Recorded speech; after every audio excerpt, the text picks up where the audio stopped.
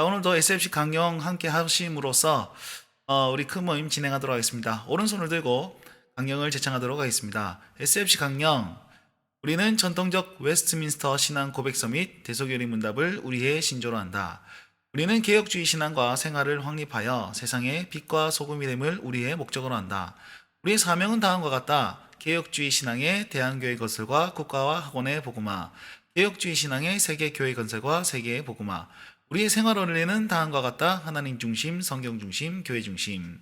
바로 여러분 잘 지내셨습니까?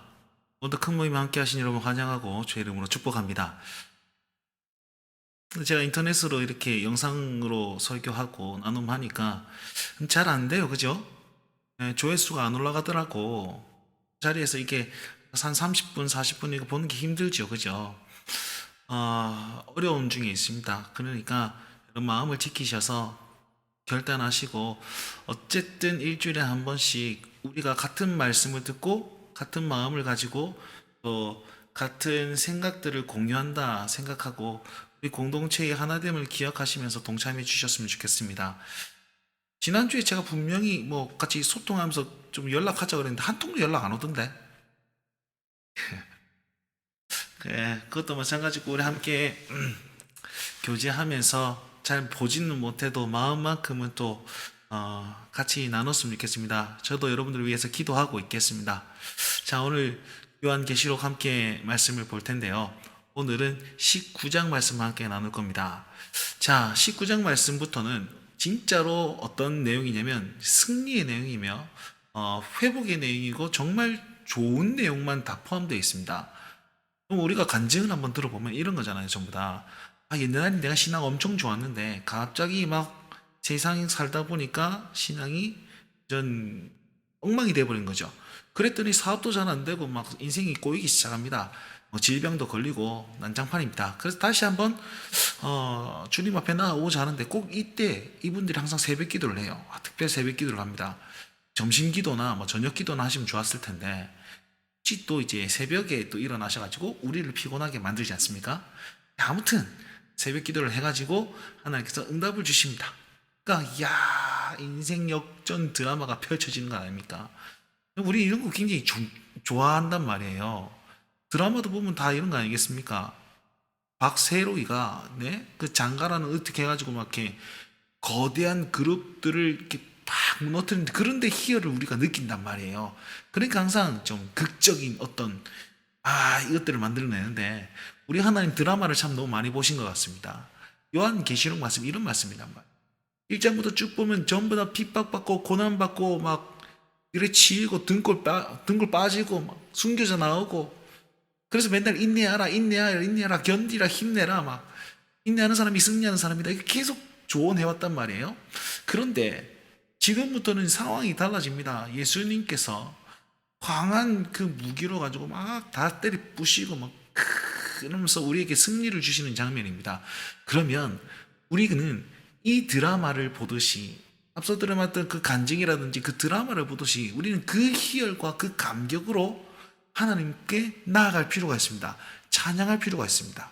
무슨 말씀을 드리냐면 우리가 기뻐 찬양하는 데 있어서 그냥 음악을 사용하는 거 굉장히 저는 뭐 합당하다 하여튼 잘 사용하는 편입니다.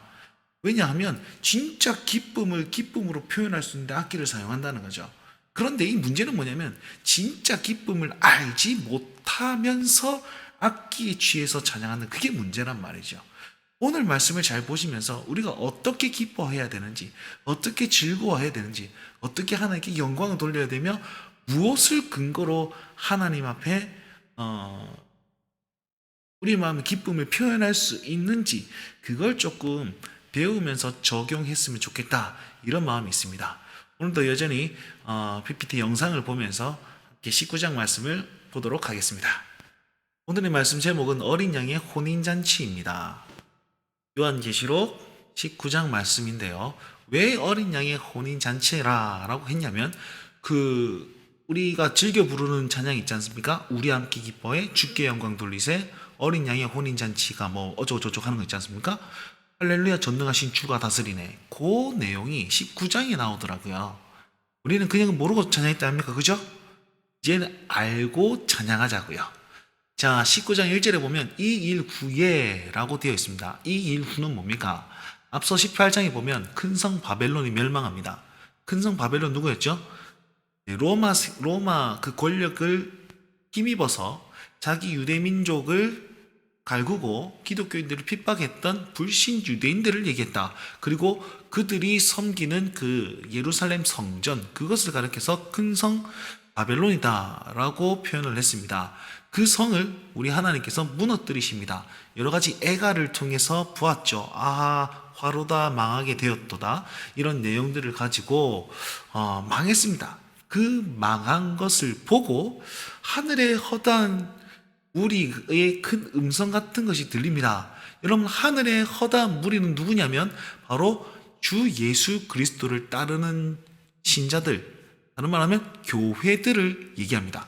교회들이 큰 음성 같은 것으로 와 하고 말을 하는데, 어떠한 내용이냐면 처음에 할렐루야라고 얘기합니다. 할렐루야 뜻이 뭡니까? 여호와를 높인다, 송축한다, 자랑한다, 이런 뜻입니다. 다른 말로 하나님을 찬양하는 내용이 나옵니다. 그럼 19장에 할렐루야가 얼마나 많이 나오는 겁니까? 승리의 찬양 속에서 구원의 감격을 가지고 계속 이 할렐루야를 부릅니다. 첫 번째, 할렐루야를 부르면서 이렇게 노래하는 거죠. 구원과 영광과 능력이 우리 하나님께 있도다. 그의 심판은 참되고 의로운지라. 그리고 큰 음녀를 심판하셨고 우리 종들의 피를 갚아주셨으니 할렐루야. 구원이죠, 구원. 심판으로 말미암아 구원을 우리에게 주셨기 때문에 할렐루야를 찬양할 수 있습니다. 자, 우리가 할렐루야를 부를 때, 할렐루야는 찬양 인도할 때 그냥 인사가 아닙니다. 할렐루야, 우리 함께 찬양합시다, 아닙니다. 구원과 그분의 행하심과 나를 위하심과 그리고 내 편에서 행하신 그 모든 일들을 감격적으로 고백할 때에 할렐루야라고 할 수 있습니다. 그걸 기억하시고요. 두 번째 또 할렐루야를 부르는데 그 뒤에 이렇게 얘기하고 있어요. 연기가 올라가는 걸 봅니다. 연기가 올라간다는 말은 무슨 말이냐면 소돔과 고모라가 불과 유황불로 다 타버리는 그런 장면이죠. 그래서 도시가 멸망해서 이렇게 막 연기가 올라오는 거죠. 여기서 소돔과 고모라는 어디입니까? 바로 로마 제국의 힘을 입어서 온갖 그 비리를 저질렀던 예루살렘 성을 얘기하는 것 아니겠습니까? 큰 성 바벨론. 그 바벨론이 망하여서 연기가 이렇게 올라가는 모습을 바라보면서 이제는 누가 찬양하냐면 24장로들과 네 생물들이 찬양합니다. 뭐라고 찬양하냐면 아멘, 할렐루야. 자, 멸망당한 걸 보고 아멘, 주여 믿습니다, 진실로 그러합니다, 이런 뜻이잖아요. 멸망당한 거고 박수치면서 아멘, 그러합니다 라고 얘기하면서 하나님을 찬양합니다. 24장로들은 누구였습니까? 12 제자들, 신약의 12제자들과 구약의 12지파들을 합친 것이 24라고 하였습니다. 무슨 말이냐면 구약과 신약의 모든 교회들을 상징하는 숫자가 24장로였습니다. 온 교회들이 이 심판이 합당하다고 찬양하고 있습니다. 그리고 내 생물들은요, 모든 피조물들입니다. 동서남북사. 그래서 거기 있는 내 생물들은 바로 온 피조물을 상징한다라고 배웠습니다. 여러분 모르면 앞에 걸 참고해 보시면 좋겠고요. 그들이 찬양하는데 이 원수들의 심판이 합당하고 하나님의 권위를, 그 구원의 감격을 노래하고 있습니다. 화답하고 있습니다. 자, 이 모습을 잘 보면요, 하나님의 승리와 하나님의 그 구원은 사람, 신자, 교회에 국한되지 않는다는 것을 볼 수 있습니다. 우리의 구원은요, 이 열방과 그리고 모든 피조물의 구원을 함께 하고 있습니다. 이거 어디서 나오냐면 로마서 8장에도 나오고 에베소서 1장에도 나옵니다. 에베소서 1장에 보시면 하나님의 그 큰 그림이 나오는데, 그건 뭐냐면 만물이 통일되려는 것이다 라고 얘기하고 있고, 로마서 8장에 보면 뭐라고 하냐면 하나님의 아들들, 신자들을 통해서 탄식하는 피조물들이 우리를 기다린다라고 얘기하고 있습니다. 무슨 말이냐면 신자들이 이 구원을 받을 때에, 이 구원을 경험할 때에 만물도 역시 구원함을 경험하면서 같은 하나님을 찬양한다 라고 설명할 수 있겠지요. 계시록 19장이 바로 이것을 증명하고 있습니다. 자, 이렇게 내 생물들과 함께 온 피조물이 주님을 찬양하고 있습니다. 이때에 보좌에서 큰 음성이 나오는데 뭐라고 얘기하면, 하나님의 종들 곧 그를 경외하는 자들아, 큰 자든지 작은 자든지 모든 자들이 우리 하나님께 찬송하라 라고 얘기합니다. 여기서 말하는 하나님의 종들, 그를 경외하는 자들은 저 위에 하늘의 허다 무리와 동일 인물입니다. 그러니까 주 예수를 따르는 그 교회들이 불러야 될 것이죠. 언제 부릅니까? 바로 우리가 구원 얻었을 때, 원수가 심판받을 때 우리는 기쁨의 찬양을 할 수 있고 하나님께 영광의 찬양을 돌릴 수 있다는 것입니다. 자, 이렇게 찬송을 했더니 또 소리가 나타나요. 허다한 무리의 음성과 많은 물소리 같은 것과 큰 우레소리가 들리는데, 여전히 이렇게 큰 소리로 뭐라고 그러냐면 할렐루야를 부릅니다. 하나님을 자랑합니다. 하나님을 찬양합니다. 송축합니다. 그 내용이 이렇습니다. 우리 주 하나님 곧 전능하신 이가 통치하시기 때문에 할렐루야. 우리가 즐거워하고 크게 기뻐하고 그에게 영광을 돌리는 이유는 뭐냐면, 어린 양의 혼인잔치가, 혼인 기약이 이르렀고 결혼식의 때가 이르렀습니다. 어린 양은 예수 그리스도죠. 그리고 우리인 아내가, 이렇게 표현합니다. 아내인 우리가 준비되었어요. 어떤 준비가 되었습니까? 깨끗한 세마포 옷을 입고 준비되어 있습니다. 여러분 19장 말씀해 보시면 이 깨끗한 세마포 옷은 성도의 옳은 행실이라 라고 얘기하고 있습니다. 우리는요, 믿음뿐만 아니라 우리의 행실로 말미암아 이 믿음을 증명해냈습니다. 성도의 옳은 행실, 즉 인내로 말미암아서 우리는 이 행실을 증명해내고 결국엔 좌로나 우로나 치우치지 않고 주 예수 그리스도를 딱 붙들며 견딘 그 교회들, 그 성도들이 준비되어 있었습니다. 그랬더니 우리 신랑 되신 어린 양이 예수님께서 딱 오시는 거예요. 그러니까 즐거워 아니할 수 없지 않습니까? 기뻐하지 않을 수 없지 않습니까? 그분이 우리에게 오셔서 통치하고 계신데 안 기뻐하면 어떻게 합니까? 여러분, 결혼식은요, 신부 부모님 외에는 다 웃습니다. 신부 부모님만 웁니다. 엄마가 울든지 아빠가 울든지.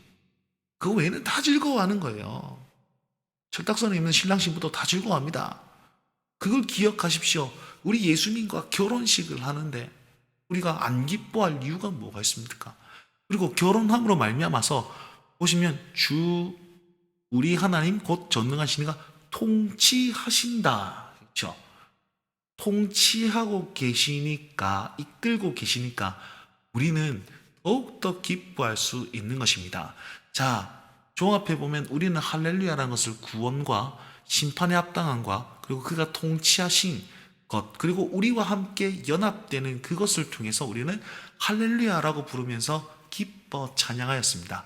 우리는요, 이 일들은 이렇게 요한 당시에 있었던 그 구원의 감격이기도 하고, 또한 종말 때에 우리 예수님께서 다시 오실 그때에도 이 구원의 감격이기도 하며, 지금 견디고 있고 인내하는 저와 여러분들이 불러야 될 노래가 바로 이 노래임을 믿으시기 바랍니다.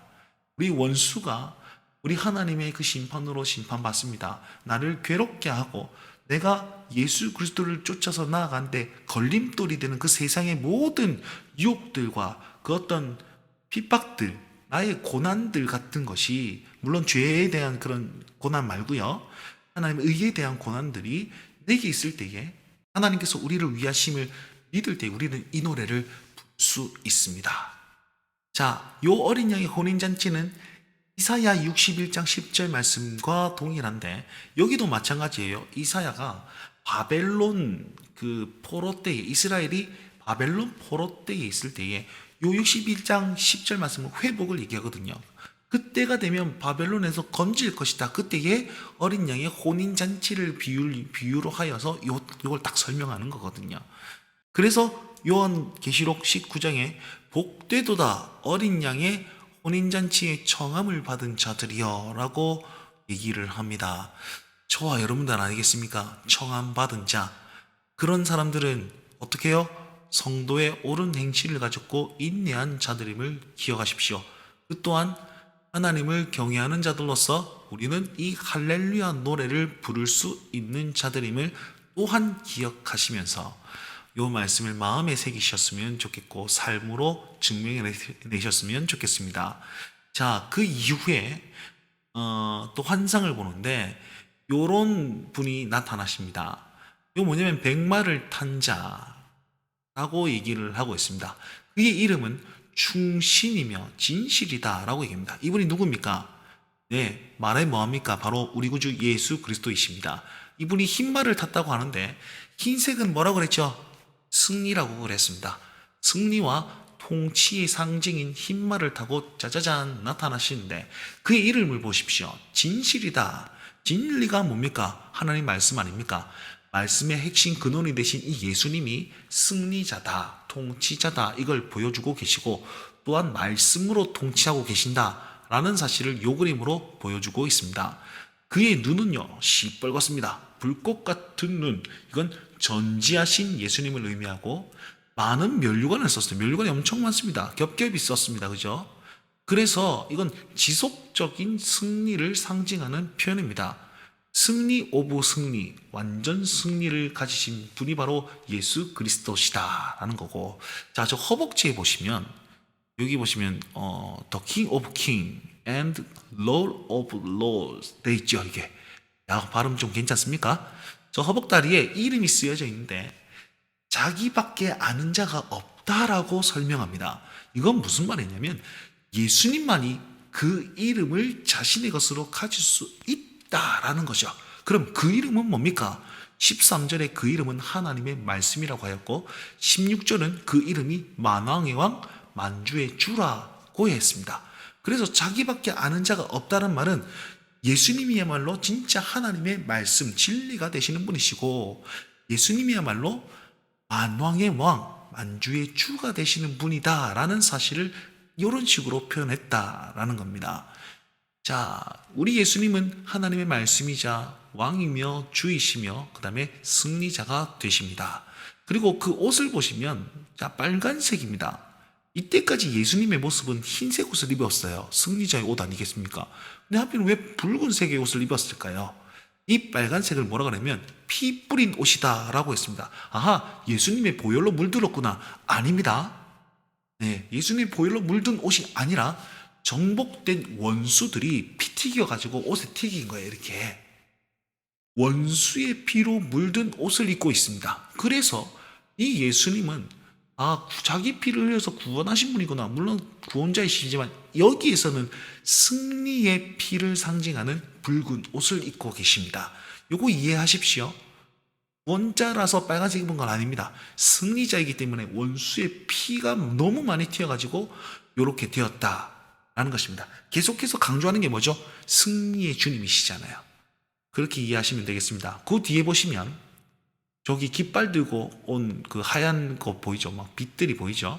하늘에 있는 군대들이 이 예수님을 쫓아옵니다. 희고 깨끗한 세마포옷을 입고 이 예수님을 따릅니다. 아까 희고 깨끗한 세마포옷은 뭐라고 그랬습니까? 성도의 옳은 행실이다 라고 설명했죠. 선한 행실을 가집니다. 그럼 이 사람들이 왜 뒤쫓아옵니까? 예수님이 전쟁터로 나아가니까 같이 나아가는 거죠. 그러면 그 전쟁은 뭐 하는 전쟁일까요? 뭐 하는 전쟁? 저 허벅다리에 기록된 것, 저것. 만왕의 왕이시며 만주의 주가 바로 이분이시다라는 사실을 증명하고 증거하는 전투를 하기 위해서 뒤쫓아갑니다. 자, 우리가 할렐루야를 불러야 되는 이유는 뭡니까? 우리가요, 이 땅에서 예수 그리스도를 저렇게 군사로서 뒤쫓아가야 되는 이유는 뭡니까? 찬양하기 위해서입니다. 이사야서 43장 21절 말씀. 이 백성은 내가 나를 위하여 지었나니 나를 찬송하게 하려 함이라. 할렐루야. 아멘. 구원의 하나님, 승리의 하나님을 계속 노래하면서 선포하면서 그분을 증명하면서 이분이 만왕의 왕이다. 이분이 만주의 주다. 그걸 우리의 선한 행실을 통해서 드러내면서 쫓아나가는 저들, 교회, 여러분들, 우리의 행해야 될 일들이 뭡니까? 우리가 불러야 될 노래의 의미가 뭡니까? 바로 저것이란 말이에요. 저것이라는 거죠. 여러분 이 사실을 기억하면서 우리가 하나를 불러도 제대로 부르고 하나를 불러도 정말 옳게 불렀으면 좋겠습니다. 예수님의 입을 보십시오. 칼이 튀어나오고 있습니다. 예리한 칼이 딱 나타나는데 이 칼은 뭐냐면 하나님의 말씀입니다. 심판하시는 말씀의 권세를 의미합니다. 자, 19장 말씀해 보시니까 이것으로 만국을 내가 친다라고 얘기했고 이것으로 철창으로 다스린다. 철창으로 다스린다는 말은 심판으로 다스린다라는 뜻이고 진노의 포도주 틀을 밟는다라는 것도 바로 심판으로 다스리신다는 거예요. 자, 심판으로 다스리는데 심판의 근거가 뭡니까? 하나님의 말씀입니다. 히브리서 4장 23절 말씀 보시니까 뭐라고 얘기합니까? 하나님의 말씀은 살아있고 운동력이 있어 우리의 영과 혼과 골수와 관절과 모든 것을 다 찔러 쪼개니까 하나님 앞에서 어떻게 되냐면 우리의 생각과 뜻과 마음이 그대로 벌거벗은 것처럼 나타나더라 라는 겁니다. 자, 이 말씀의 권세로 내 중심에 있는 모든 것을 딱 드러내시고 아하, 옳구나 그르구나 이걸 판단하시면서 심판한다. 그 말씀이 이렇게 이루어진다는 것을 여러분 기억하십시오. 하나님의 말씀에 근거하여서 우리의 삶을 보고 하나님은 심판이냐 구원이냐 이걸 판가름합니다. 하나님의 말씀을 근거로 우리의 행실을 본다라고 했으니까 이걸 꼭 기억하셨으면 좋겠습니다.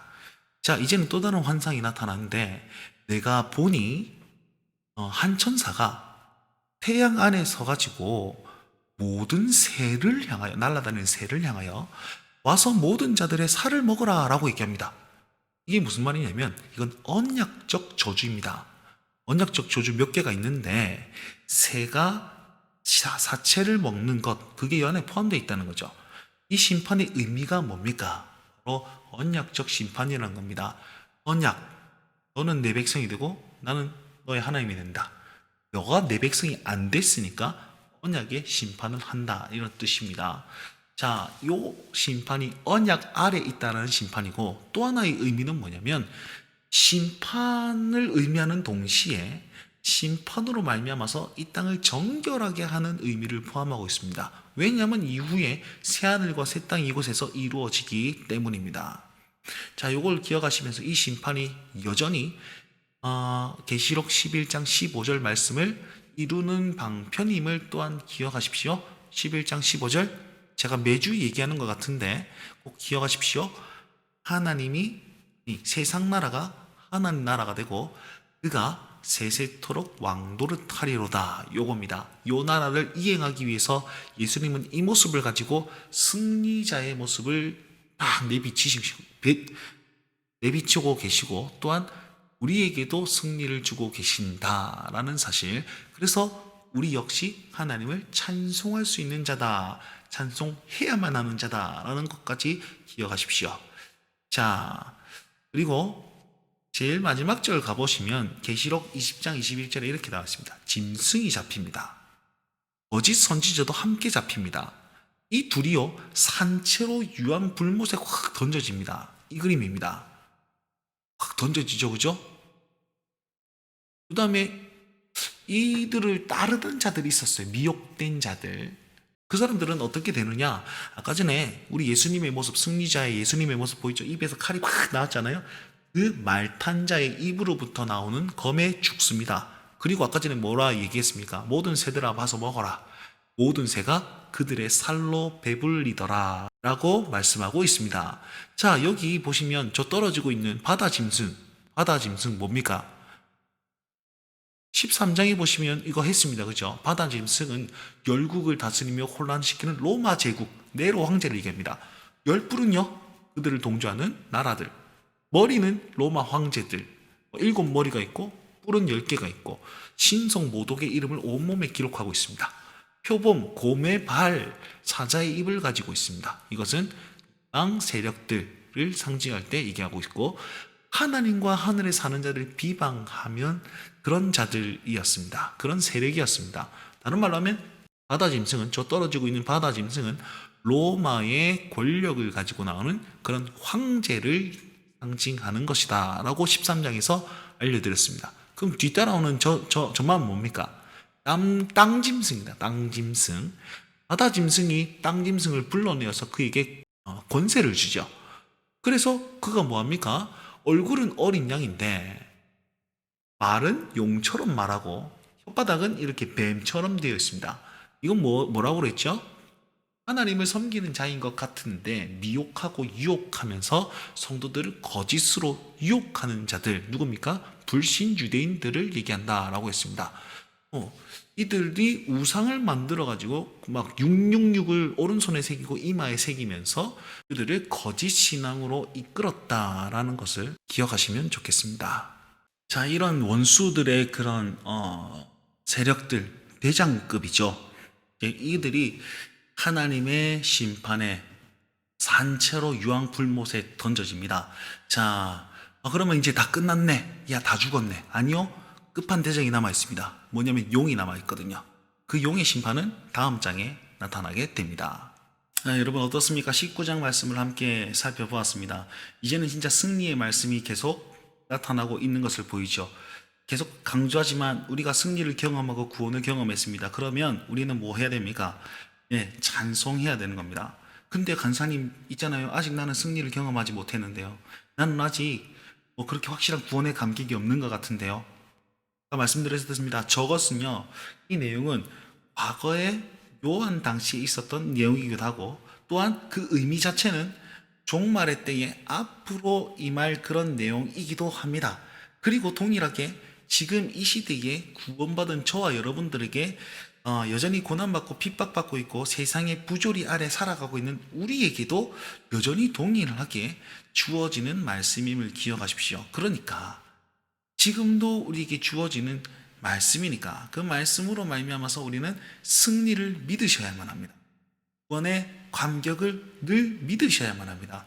어린 양의 혼인잔치가 나중에 있을 것이 아니라 늘 예배 때마다 주의 임재 때마다 그리고 내가 살아가는 순간순간마다 있다는 사실을 기억하시면서 우리가 기뻐하고 할렐루야 전능하신 주가 다스리네, 주가 다스리네, 오늘도 주가 다스리네, 내 인생 주가 다스리네, 그러면서 진짜 그 의미들을 좀 기뻐하며 나아갔으면 좋겠습니다. 첫 번째, 우리가 할렐루야 부를 때 구원의 감격으로 불러야 됩니다. 두 번째, 원수들에 대한 심판하실 것을 믿으며 불러야 됩니다. 그리고 마지막 세 번째는 그가 통치하심을 믿고 지금 이곳에 우리를 불러주시고 함께 하심을 믿으면서 할렐루야 주님 찬양합니다. 할렐루야 주님 찬양합니다. 그렇게 노래할 수 있어야 됨을 기억하시고 우리 인생에 이 할렐루야라는 단어가 끊이지 않는 삶을 살 수 있길 주의 이름으로 축원드립니다. 자, 오늘 말씀을 또 기억하시면서 기도하는 마음으로 좀 기도하시고 그리고 시간 남으실 때 계시록 19장을 정독하시면서 이렇게 옆으로 좀 쓰시고 그렇게 마음에 새기시고 삶에 새기셨으면 좋겠습니다. 자, 계시록이 22장까지인데 조금 얼마 안 남았습니다. 힘내시고 어렵고 힘들지만 영상을 통해서 은혜를 나누고 같은 마음을 가질 수 있는 SFC 운동원 그리고 우리 온 성도들이 되시길 바랍니다. 저는 다음 주에 찾아뵙도록 하겠습니다. 감사합니다.